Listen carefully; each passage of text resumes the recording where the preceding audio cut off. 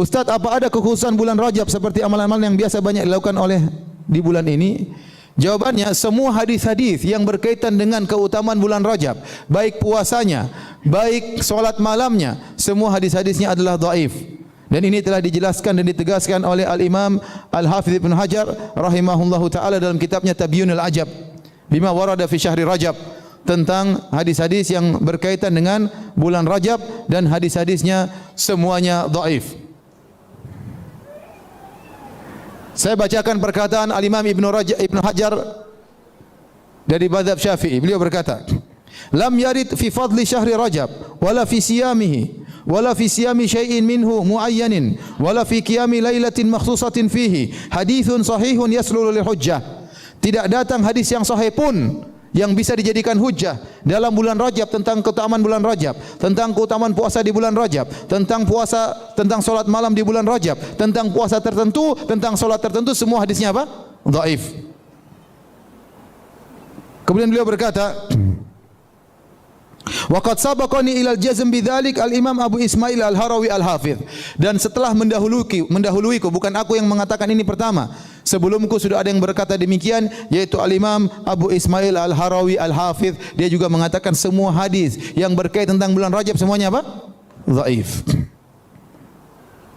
Tetapi Ustaz, apa kita dianjurkan untuk puasa? Ini apa? Silakan puasa, terutama bulan Rajab, bulan Muharram. Ya. Kata Nabi SAW, afdalus siyami ba'da Ramadan syahrullahil Muharram.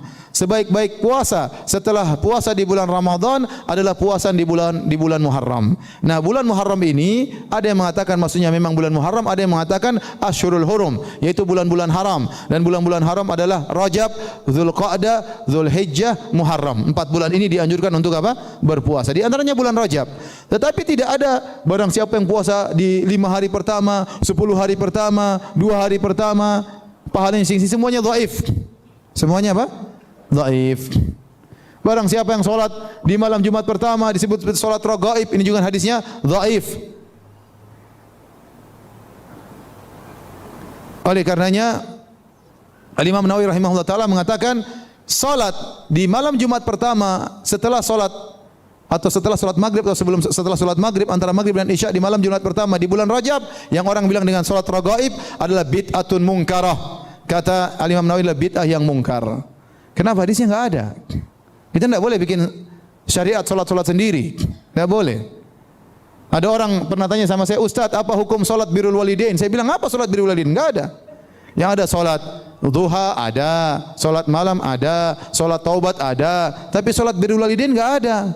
Kalau berbakti kepada orang tua jangan bikin namanya salat birrul walidain. Nanti lama-lama ada yang bikin salat poligami. Jadi tidak ada, kita enggak boleh bikin ibadah-ibadah yang baru, ritual-ritual ibadah baru enggak boleh. Tidak ada puasa khusus bulan Rajab, enggak ada. Semua hadisnya dhaif. Yang bilang hadisnya dhaif siapa? Al-Hafidz Ibnu Hajar, ulama besar di mazhab Syafi'i, penulis kitab Fathul Bari, syarah Sahih Al-Bukhari.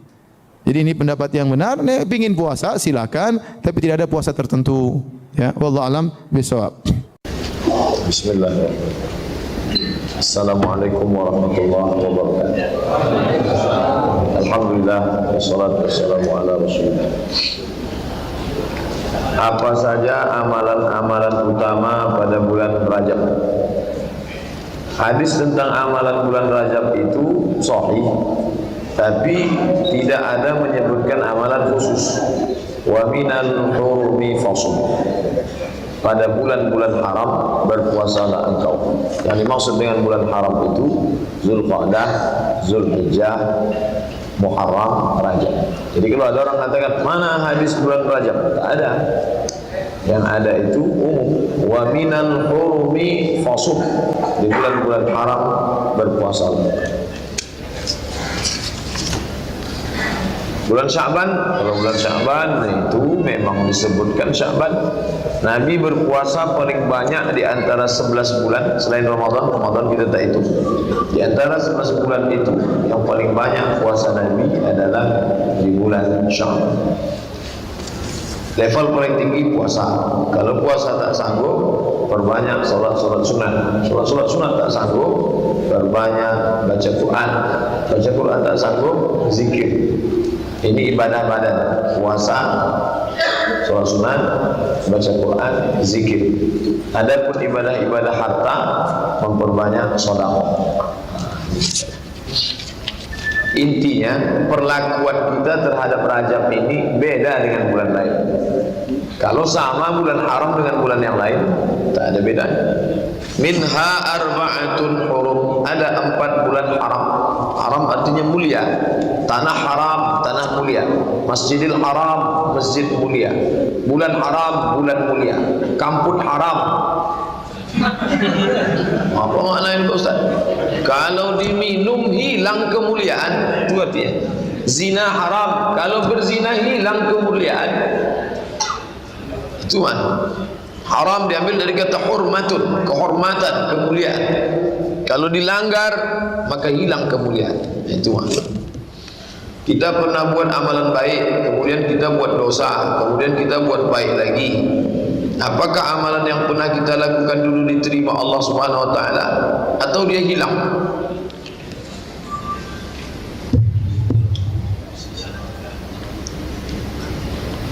Ya'ti yaumal qiyamati bi salatin, datang menghadap Allah membawa salat yang banyak, wa siyamin, puasa banyak, wa zakatin, zakat banyak. Coba tengok bunyi hadisnya. Banyak amalnya tapi tak bisa menolong di hadapan Allah. Dalam hadis lain dulu sudah kita kaji di Masjid Akramun Nas, ada orang yang amalnya sebesar bukit Tihamah, tapi ketika dihisab seperti debu yang berterbangan. Kenapa? Karena disebabkan perbuatan dosa, hilang. Nauzubillah. Maka selalu kita minta supaya jangan sampai perbuatan dosa kita itu merusak amal soleh. Makanya disebutkan di hadis Muslim nomor hadis 1960, riwayat Sayyidah Aisyah, dikuatkan oleh keterangan Ibnu Abbas radhiyallahu taala anhuma, Nabi itu teman-teman sekalian ya sering meningkatkan puasa di bulan-bulan hurum, bulan hurum termasuk bulan Rajab. Ya kata Sayyidah Aisyah, termasuk juga kemudian Ibnu Abbas radhiyallahu taala anhuma, saya kadang melihat Nabi sallallahu alaihi wasallam sering puasa seakan-akan enggak buka, tapi juga sering melihat beliau buka seakan-akan enggak puasa. Ya, maksudnya apa? Maksudnya kalau Anda ingin kemudian meningkatkan puasa di bulan-bulan hurum seperti bulan Al-Muharram, bulan Dzulqa'dah, bulan Dzulhijjah, bulan Rajab, itu silahkan, boleh-boleh saja. Walaupun tidak ada kekhususan mengkhususkan puasa di satu bulan saja, tidak. Ya, tapi kalau Anda ingin tingkatkan puasa silahkan, ini dalilnya yang sahih. Apa dalil sahihnya? Tadi saya bacakan. Ya, pertama isyarat ayat Qur'annya menyebutkan demikian. Yang kedua untuk puasanya hadis Muslim nomor hadis 1960. Kalau Anda ingin menunaikan puasa di bulan Rajab dengan mengikuti Nabi, isyaratnya untuk menghidupkan evaluasi diri, terkhusus di bulan-bulan haram yang 4 tadi, maka itu tidak ada masalah, silahkan. Sunnah, boleh. Kalau ada yang tanya, boleh nggak saya puasa bulan Rajab? Silahkan. Anda mau Senin puasa? Silahkan. Kamis puasa? Silahkan. Tidak ada batas, seperti hari-hari biasa. Seperti hari biasa, cuman pahalanya ketika Anda kerjakan untuk menghindari maksiat, maka tadi itu bisa berlipat dari hari sebelumnya. Jelas sampai sini? Jadi kalau Anda ingin puasa bulan Rajab, misalnya saya pengen puasa Senin, boleh. Pengen puasa Kamis, boleh. Pengen puasa Senin Kamis, silahkan. Pengen Ayyamul Bid, silahkan. Pengen puasa Daud, silahkan. Atau pengen misalnya puasa beruntut, Senin puasa, Selasa puasa, Rabu puasa, Kamis tidak, boleh. Apa dalilnya? Tadi, karena puasa di bulan-bulan hurum dianjurkan oleh Nabi SAW.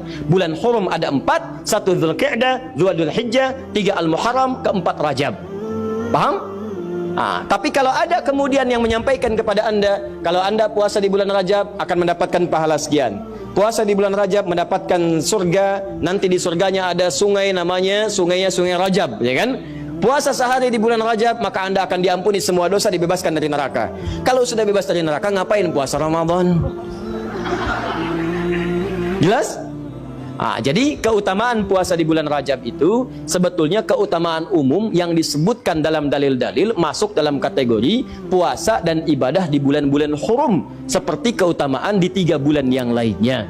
Tidak ada amalan-amalan khusus misalnya yang hadis-hadisnya menunjuk keistimewaannya. Tapi kalau Anda kerjakan, silahkan saja kerjakan dengan niat mengerjakan amalan-amalan rutinitas seperti yang lainnya, dan pahala Allah berikan kepada Anda. Contoh, Anda pengen salat malam, silahkan salat malam. Mau di bulan Rajab, bulan Sya'ban, bulan lainnya silahkan. Ya, salat pertengahan malam silahkan, tahajud silahkan, ba'diyah maghrib silahkan, ba'diyah isya silahkan. Tapi kadang-kadang teman-teman sekalian, jangan sampai kemudian termotivasi oleh dalil-dalil sebetulnya yang tidak ada susunannya atau informasi dari Nabi SAW. Contoh, pernah mendengar kalimat ini? Siapa yang menunaikan solat di malam Jumat di bulan Rajab, di antara Isya kemudian sampai dengan ke fajarnya, dia bacakan kemudian rakaat pertamanya setelah Al-Fatihah, kemudian dibacakan surat A, surat B sampai dengan ke Al-Ikhlas sampai yang lainnya, maka akan diampuni semua dosa-dosanya, dibebaskan dari neraka. Pernah dengar kalimat itu? Ini hadisnya hadis palsu. Ya, hadisnya hadis palsu. Bahkan di kitab hadis palsu pun tidak ditemukan.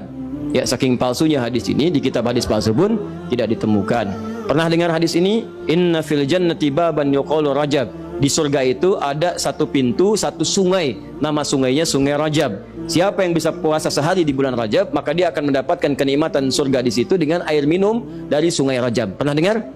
Nah, itu hadisnya pun hadis palsu. Saking palsunya, teman-teman, di kitab-kitab yang primer pun tidak ditemukan. Saya sudah menggali, ada 7 kitab yang menyampaikan itu. Saya sudah tulis semuanya, 7 kitabnya, di mana ininya, rawinya siapa, saya sampaikan semua. Ini ada At-Tashi' Ashar al-Masyhur Baghdadiyah, pengarangnya Abu Tahir As-Salafi, Fadailu Syahr Rajab Al-Hasan ibn Muhammad Al-Khilal, Fadl Rajab Abul Qasim ibn Asakir, Al-Amali Al-Khamisiyah karangan Yahya bin Al-Husain Al-Syajari Al-Jurjani, Syu'abul Iman karangan Al-Baihaqi, At-Tadwin fi Akhbari Qazwain karangan Abdul Karim Ar-Rafi'i, Fadailul Awqat karangan Al-Baihaqi. Semuanya dicantumkan untuk menginformasikan pada kita hadisnya maudhu, palsu, paling minimal dhaif. Jadi dituliskan itu untuk kasih informasi, ini hadisnya dhaif ya, hadisnya palsu, jangan dipakai sebagai rujukan. Bukan dituliskan untuk menginformasikan pada kita itu amalan, jelas. Tapi kalau Anda misalnya pengen bangun malam, silahkan. Cuma jangan merujuk kepada informasi tadi. Jadi kita bersikap adil di tengah-tengah. Awas, hati-hati. Hadis ini ditampilkan bukan untuk mencela orang. Jadi jangan sampai Anda melihat ada orang misalnya puasa di bulan Rajab, Anda katakan, oh ya hadis palsu. Bukan. Karena dia bisa menggunakan yang sahih. Jelas. Anda sendiri nggak puasa malah mencela orang. Jadi kalau pengen puasa silahkan, tapi gunakan sandaran yang sahih hadisnya. Jelas? Kalau malam pengen sholat boleh nggak? Boleh. Silahkan tunaikan sholat, tapi jangan jadikan hadis palsu sebagai sandaran. Paham? Ustadz, kenapa hadis-hadis itu muncul? Pada asalnya niatnya baik, cuma dilakukan dengan cara yang salah. Apa niat baik itu? Ada sebagian orang melihat keutamaan banyak di bulan Rajab, tapi orang banyak meninggalkannya. Akhirnya dibuatlah anjuran-anjuran untuk mengerjakan itu semua. Cuma dituliskan dengan cara yang salah. Begitu disampaikan dengan cara yang salah, jadilah kemudian acuannya keliru. Itulah asal munculnya orang banyak mengerjakan amalan mengacu pada dasar-dasar yang kurang sempurna. Paham sampai sini? Jadi kalau saya tanya, boleh nggak puasa di bulan Rajab? Boleh. Boleh nggak sholat malam di bulan Rajab? Boleh nggak sedekah di bulan Rajab? Boleh nggak mengkhususkan saya puasa sehari di bulan Rajab dapat surga? Boleh? Itu yang dalilnya bermasalah. Paham sampai sini? Jadi itulah asal muasalnya. Runtutan ayatnya sudah ada jelas, hadisnya sudah ada, yang palsu sudah ada, yang sahih juga ada. Yang sahih dijadikan acuan, yang kemudian dhaif atau palsu kita tinggalkan. Sepakat sampai sini? Assalamualaikum warahmatullahi wabarakatuh. Buya, saya mau tanya, apakah amalan istighfar Rajab dan sholat sunnah Rajab memang benar dan ada tuntutannya dari Nabi Muhammad SAW? Beberapa teman banyak yang men-share melalui media sosial untuk melakukannya itu. Terima kasih Buya atas nanti jawabannya. Wassalamualaikum warahmatullahi wabarakatuh. Waalaikumsalam warahmatullahi wabarakatuh. Dan hal ini ulama berbeda pendapat. Kami tidak menge-share dan anak-anak kami dilarang untuk menge-share. Imam Al-Ghazali mendatangkan riwayat itu. Bahkan Imam Ghazali meriwayatkan an jama'atin min ahli al-Qudus. Imam Ghazali meriwayatkan. Ternyata Imam Nawawi menjelaskan tentang itu semuanya. Bahwasanya hal-hal semacam itu tidak ada. Imam besar Imam Nawawi. Maka kami arahkan untuk mengamalkan yang sudah jelas saja. Tanpa harus kita mengatakan itu urusan para ulama. Apakah harus kita mengatakan Imam Ghazali melakukan bid'ah? Oh bukan. Imam Ghazali ada hujjah. Akan tapi ulama yang datang setelah Imam Ghazali menjelaskan itu semuanya. Tapi ingat, jangan mencaci. Kita tidak kerjaan kita mencaci. Hanya kami pilihkan yang lebih tepat saja. Kita ikut para ulama, ikut Imam Nawawi dan yang lainnya. Lakukan amal-amal yang sudah jelas saja. Yang sudah pasti, tingkatkan sholat malam mau sampai 1000 rakaat juga tidak apa-apa. Tanpa harus Anda nisbatkan kepada amalan malam Rajab, enggak. Cuma Imam Nawawi dan ulama besar yang datang setelah Imam Ghazali menjelaskan itu semuanya. Dan termasuk ada amal-amal yang dalam kitab Ihya Ulumuddin. Ihya Ulumuddin kitab besar, kitab dahsyat, ulama dikritisi oleh para ulama, tapi ulama mengkritisi bukan mencaci maki, menjelaskan apa yang dikatakan Imam Ghazali tidak kami temukan di perpustakaan kami dan sebagainya. Mereka punya adab, tidak langsung mengatakan Imam Ghazali ahli bid'ah seperti orang akhir zaman ini. Apa? Orang akhir zaman berani mengatakan Ghazali ahli bid'ah. Ente ini siapa? Kambing nyundang gunung itu. Kambing nanduk gunung. Imam Ghazali orang besar. Tapi ulama-ulama mengatakan aku tidak menemukan di perpustakaan saya. Kenapa? Terlalu luas ilmunya Imam Ghazali rahimahullah ta'ala. Tapi seseorang harus sesuai dengan batasan masing-masing. Selagi menurut Imam Nawawi kok tidak ada, Imam Nawawi adalah orang besar, kalau kita ngikut Imam Nawawi dalam posisi aman, tapi tetap mengamalkan punya amalan yang lainnya. Kita tidak mengeser yang demikian itu, tapi kita tidak mengatakan itu bid'ah karena ini urusan ulama-ulama besar. Hanya ulama-ulama besar seperti Nawawi dan sebagainya mengatakan bahasanya amalan-amalan itu tidak kami temukan riwayat-riwayat yang benar dari Nabi Muhammad SAW. Khilaf di antara para ulama kita.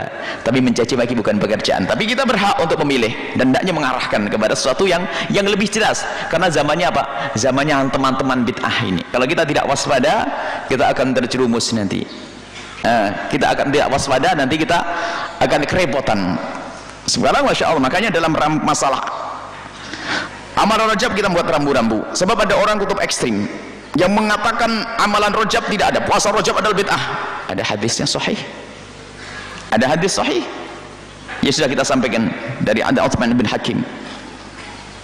Ada lagi yang mengatakan bahasanya amalan Rajab hari ini dengan rincian pahala-pahala. Banyak riwayat palsu yang demikian. Ada dua kutub ekstrim di sini. Ini loh problem umat ini. Sementara para ulama-ulama yang ahlinya, pakarnya menjelaskan ada dan lakukan puasa di bulan Rajab, amalan di malam bulan Rajab karena bulan haram, bulan kemuliaan dan sebagainya. Akan tapi di saat ada amalan biasa, biarpun itu diikut Imam Ghazali, sesuatu yang luar biasa dari Imam Ghazali rahimahullah taala. Akan tapi ulama kita pun mengatakan, maka kita tidak mengeser, kita waspada, hati-hati yang demikian ini. Supaya apa? Dan kami menghimbau kepada siapapun, jika sesuatu itu bakal menjadi khilaf, biarpun itu benar dari misalnya omongan guru kita, tapi kalau menjadi halaf itu Anda tidak bisa menjelaskan semuanya, malah bisa saja Anda membuat fitnah buat guru Anda. Mungkin guru kita ngomong suatu omongan yang sangat berat, dan itu omongan antara dirimu dengan dia, sangat pribadi, masalah ru'yah, ketemu apa, ketemu ini. Karena tidak bisa kita sebarkan kepada siapapun. Karena apa? Bukan karena gurumu bohong, tidak. Engkau tidak mampu menerjemahkan kepada semua orang. Bahkan bisa saja engkau menjerumuskan gurumu sehingga gurumu dikatakan pendusta. Dan apapun amalan-amalan yang dihadirkan oleh Imam Ghazali adalah ulama besar. Imam Ghazali ulama hujjah, ahli tasawuf, orang besar. Akan tapi ketahuilah bahwasanya ada para ulama-ulama setelah Imam Ghazali yang mencermati dan mereka dengan ketawaduan juga mengatakan aku tidak menemukan dasar-dasarnya. Bukan mengatakan Imam Ghazali ahli bid'ah, tidak. Semua kembali kepada ukuran masing-masing. Imam Nawawi mengatakan sesuai dengan kemampuanku aku tidak menemukan itu riwayat benar. Tapi tidak mengatakan Imam Ghazali adalah sesat dan sebagainya. Maka karena aku tidak menemukan riwayat benar, aku tidak mengatakan itu riwayat benar, maka aku tidak melakukannya. Selesai sampai di situ. Dan kita pun ikut manhaj orang-orang seperti ini. Imam Ghazali, kitab Ihya Ulumuddin adalah kitab dahsyat, kitab besar. Cuman hendaknya kita tuh membiasakan untuk seperti ini loh. Imam Nawawi itu ngajarkan kita tuh kritis beradab. Karena apa? Musuhmu itu selalu mencari kelemahanmu. Kalau kita menghadirkan semua yang kita nukil, kadang-kadang yang kita nukil itu perlu penjelasan sehingga orang bisa pemahaman yang salah. Engkau berarti yang menjadikan mereka bermusuhan dengan orang-orang mulia nanti. Loh, kalau kita mendiskusikan misalnya Imam Ghazali, misalnya Imam Ghazali rahimahullah, ada memang hadis lemah, hadis dhaif Imam Ghazali dalam kitab Ihya Ulumuddin. Kalau dalam irama diskusi bisa menyelesaikan kita, tapi kalau kita tiba-tiba kita nukil hadis lemah yang dibawa oleh Imam Ghazali, dibawa ke lapangan, Imam Ghazali yang dicaci maki nanti. Oh, tidak benar Ghazali. Padahal lihat, kalau kita tahu manhajnya Ihya Ulumuddin, Imam Ghazali tidak mendatangkan hadis lemah kecuali untuk istisyad, untuk menguatkan hadis sahih yang sudah dihadirkannya. Coba dilihat.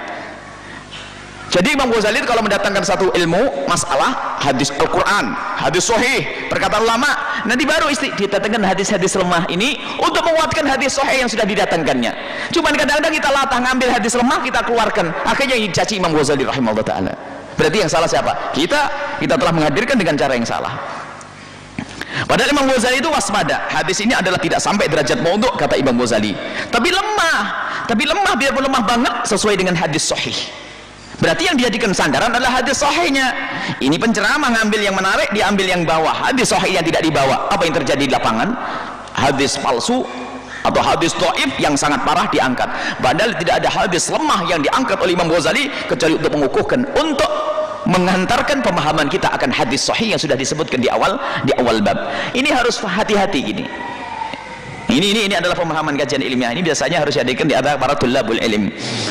Kalau insyaallah Ibu